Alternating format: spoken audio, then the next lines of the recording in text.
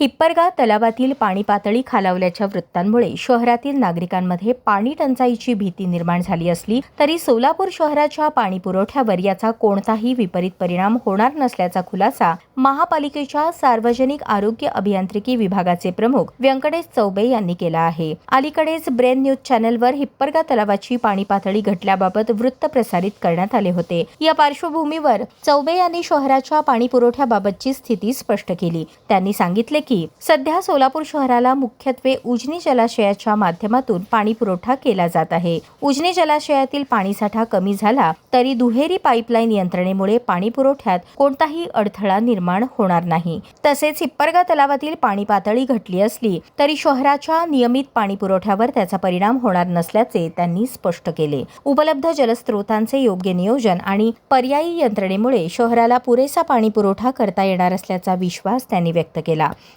शहरासाठी समांतर जलवाहिनीचं काम पूर्ण झालेलं आहे मागच्या वर्षी। त्याच्यामुळं पाणी डायरेक्ट धरणातून आपण घेत आहोत।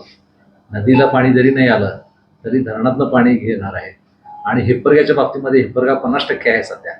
जरी पाणी कमी झालं तर हिप्परगानं ॲडिशनल पंपिंग करून पाणी घेता येईल। फक्त आम्ही जे अतिरिक्त पंपिंग जे करतोय आता टाकळीचं त्याचा थोडा फरक पडेल। त्यामुळे एक दिवसाचं नियोजन पुढे मागं व्हायची शक्यता आहे जर पाऊस नाही पडला तर। पण ऑगस्टपर्यंत काही अडचण येणार नाही। शहराचा पाणीपुरवठा सुरळीत राहील। शहराचा पाणीपुरवठा सुरळीत राहील। कुठल्याही प्रकारचे टँकर न देता पाणीपुरवठा पाईपलाईनवर राहील। येणाऱ्या काळात सोलापूरकरांना कोणत्याही अडचणीशिवाय आणि टँकरच्या गरजेशिवाय नियमित पाणी पुरवठा करण्यात येईल अशी ग्वाहीही चौबे यांनी दिली। त्यामुळे शहरात तातडीने पाणी टंचाई निर्माण होण्याची शक्यता नसल्याचे पालिका प्रशासनाने स्पष्ट केले आहे।